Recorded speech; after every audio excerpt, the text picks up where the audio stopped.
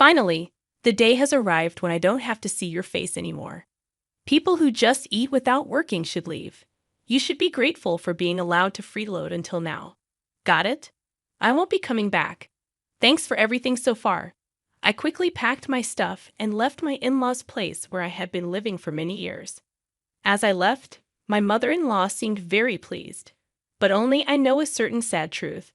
I'm Sarah, 32 years old, and I work from home. I've been married to Alan for 5 years. Our life was peaceful until the 4th year of marriage. Suddenly, my usually healthy father-in-law fell ill and needed care. That's when we started living with my in-laws. I wasn't thrilled about moving in so soon, but my husband is their only child, and there's no one else for them to rely on. We ended up taking care of my father-in-law. I considered quitting my job for his care, but luckily, based on my past performance, my company allowed me to keep working from home. The issues with my in-laws started right away. Yep, I dealt with the classic mother-in-law and daughter-in-law clash. Sarah, hurry up and handle the cooking and cleaning. How long are you going to be lazy and avoid your housework? Mother-in-law, I'm working right now. What are you talking about? You're always just clicking away on the computer. The truth is, you're just browsing the internet, not really working right. Thinking that using the computer means goofing off on the internet is so outdated. I have permission to work from home from my company. Amidst the household chores and taking care of my father-in-law, I've used my skills to bring my salary back to what it was before. After about 3 months of hard work, when I finally managed to match my previous salary, I felt a real sense of joy. The reason I worked so hard is that Alan's salary isn't enough to cover our expenses. I thought life would become easier, and I even considered saving money. However, things kept getting tougher, and it felt like my wallet was always losing its contents. Curious, I investigated where the money was going and discovered that Alan was spending a lot. I also found out that my mother-in-law was wasteful with money. Alan, being a people pleaser, often treated colleagues to lunch, and lately he was using our credit cards for drinking parties. No matter how much I earn, if Alan spends more, our finances will dwindle. Meanwhile, my mother-in-law juggled multiple expensive hobbies with friends, paying for lessons and socializing. I can't tolerate the fact that my husband and mother-in-law continue their wasteful spending while leaving all the housework and care for my father-in-law to me. I've ended up covering all our living expenses with my income, making saving money a distant dream. Anxious about this, I decided to talk to my husband and mother-in-law. Alan and mother-in-law, it looks like our spending has been quite high lately. If this continues, we'll run out of money. Can you both please try to cut back on your expenses? Alan and my mother-in-law didn't take my words well.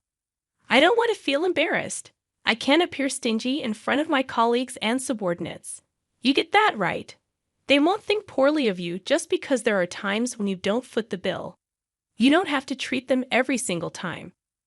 You might not get it, but maintaining good relationships with your coworkers is crucial for smooth work. Treating your juniors to lunch is one thing, but what about those trips to the girls' bars? That has nothing to do with work, does it? It just seems like you're out for fun. How can you come home drunk and start talking about it, even when no one asks you?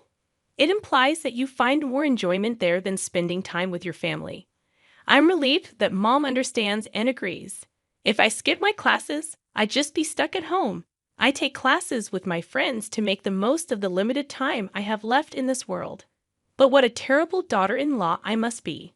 All she sees is the housework, thinking I don't contribute anything, so I have no right to complain. Seriously though, what's she thinking? A homemaker looking down on us as if from a high horse. Let me make it clear, I am working, earning a steady income, and contributing to this household. I'm also handling housework and taking care of my father-in-law. Don't lie. Working from home, you can't be earning that much. Mother is the one doing the living. Don't act so high and mighty for a part-timer. I was so shocked by what I heard that I couldn't even respond. They didn't seem to grasp that I was juggling housework, caregiving, and maintaining a steady income. Moreover, it appeared that my mother-in-law had told Alan that she was the one taking care of my father-in-law, making it seem like I was just a homemaker doing nothing. There were moments when I thought about leaving that house. I seriously contemplated it, but the reason I stayed was because of my father-in-law.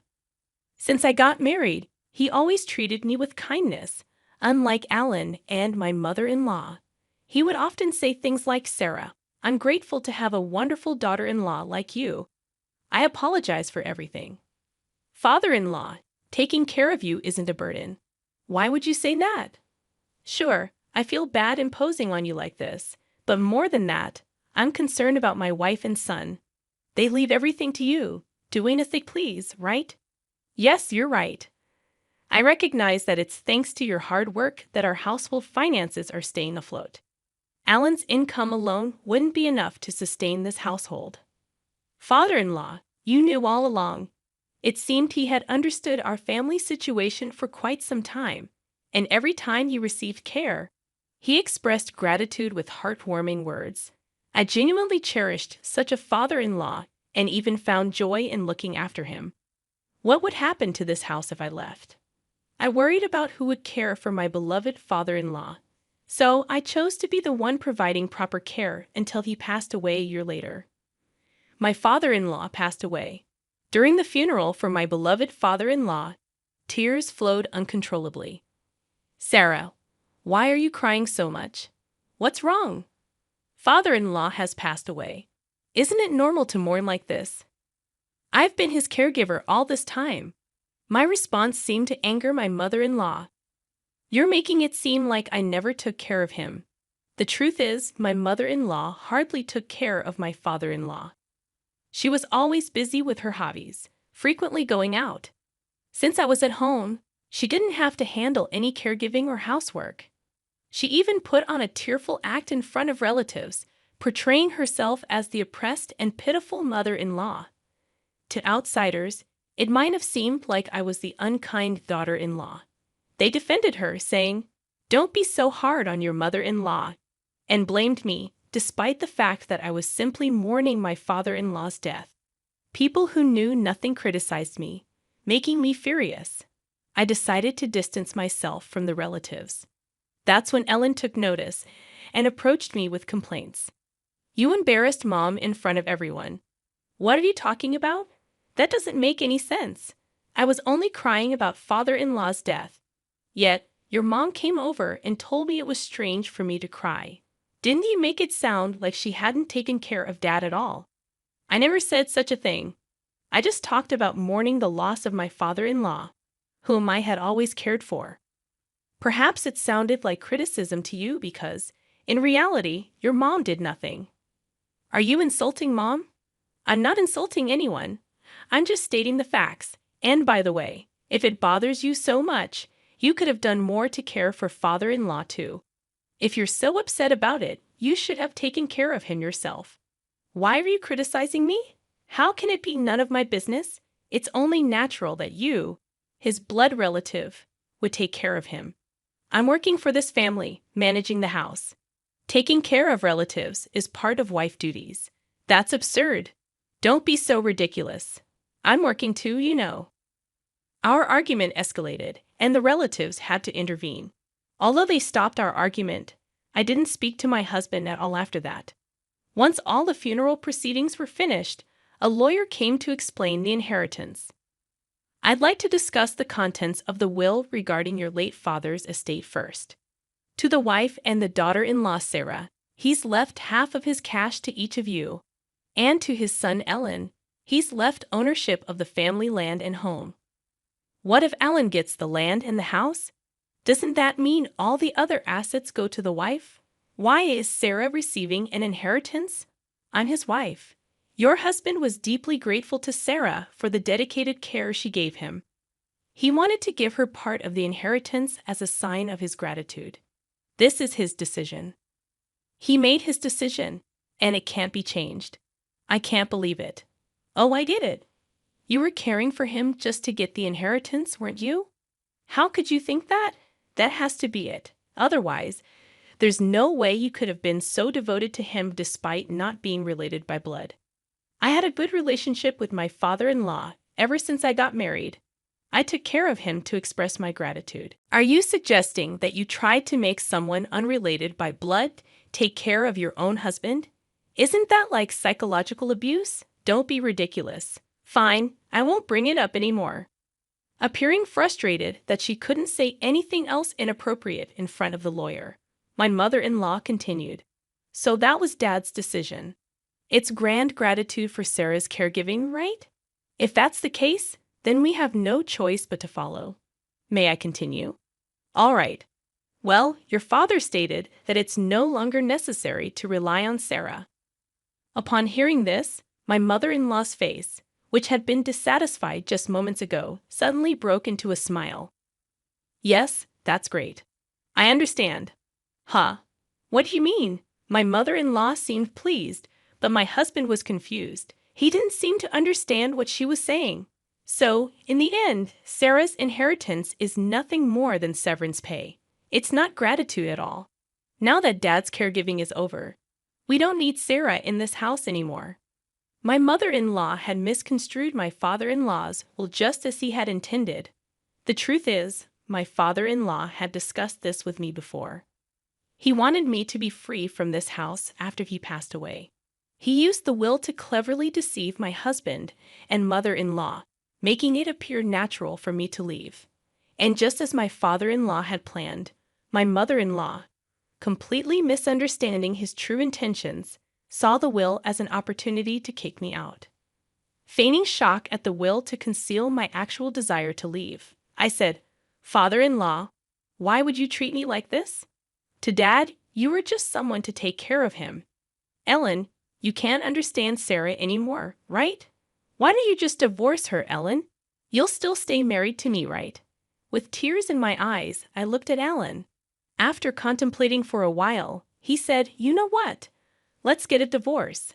I've inherited the family home and land, and Mom got some money too. There's no longer any need to worry about caregiving. So there's no problem if Sarah goes." Huh? What do you mean by that? Just what I said. I feel bad for asking, but could you leave our house and agree to the divorce? Understood. I suppose there's no place for me here anymore. Saying this with a hint of restraint, I retrieved a document from the drawer and handed it to my husband. After our recent disagreement, I went and obtained this. No mistake, the document was a notice of filing for divorce. My husband promptly signed it. Finally, I don't have to deal with you anymore. A non-working freeloader should just get out. Ellen, you should be grateful for us having put up with you. A total freeloader? Is that so? Okay, I understand. I'll leave. Thank you for everything up to now.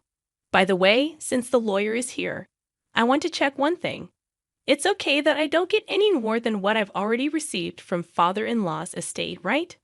Of course. You seem to have gotten a bit smarter, Sarah. You've been living off me until now, so don't even think about squeezing any more money out of me. Well, I suppose you're right. All right, it's settled then. Please make yourself disappear quickly. I promptly packed my things and left my in-laws' house. Watching me leave, my mother-in-law looked as pleased as could be. They had no idea what would happen to this house in the future. After leaving my in-laws' house, I immediately submitted the divorce notice to City Hall. And when I arrived at the apartment I had rented in advance, I couldn't help but shout out loud in the spacious room. Finally, I can be by myself. This is great. Overwhelmed with joy to be freed from such a challenging marriage, I was truly grateful to my father-in-law for devising the plan to help me escape my in-laws' home. Subsequently, I relished a comfortable life on my own. Having adapted to remote work during my time at my in-laws, I became adept at managing my time, and work proceeded seamlessly. Thanks to that, my income increased, and I enjoyed a content life without any disturbances.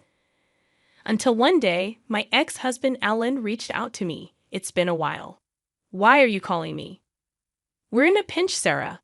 Please help us. What kind of joke is this? Weren't you the ones who told me to disappear? My salary hasn't changed, but for some reason, we're running out of money. We can't live like this. Oh dear, that's a problem, isn't it? I decided to deliver the final blow. That's because you no longer have my income to support you. Huh? What do you mean? You still don't get it. Didn't you notice while living so lavishly that your salary alone was not enough? I had thought that we could live on my salary alone. But you're telling me that's not the case. Of course, you squandered your entire salary on yourself. We only got by because I was the one paying for our living expenses. Maybe it's about time you and your mother learned some financial responsibility as adults. So, how much were you making then? Let's see. At that time, I was making about $4,800 a month. Maybe that's more than me. That's right. You didn't know, did you? By the way, now I'm earning even more than that with no one to get in my way. Even through the phone, I could sense my husband's frustration clearly. Hey, Sarah, can't we start over? It was a mistake to let you go. I want to make things right again. Huh, it's obvious you're after my income. Are you stupid? That's not true. I still love you, Sarah. Don't be ridiculous. I never want to see your face again.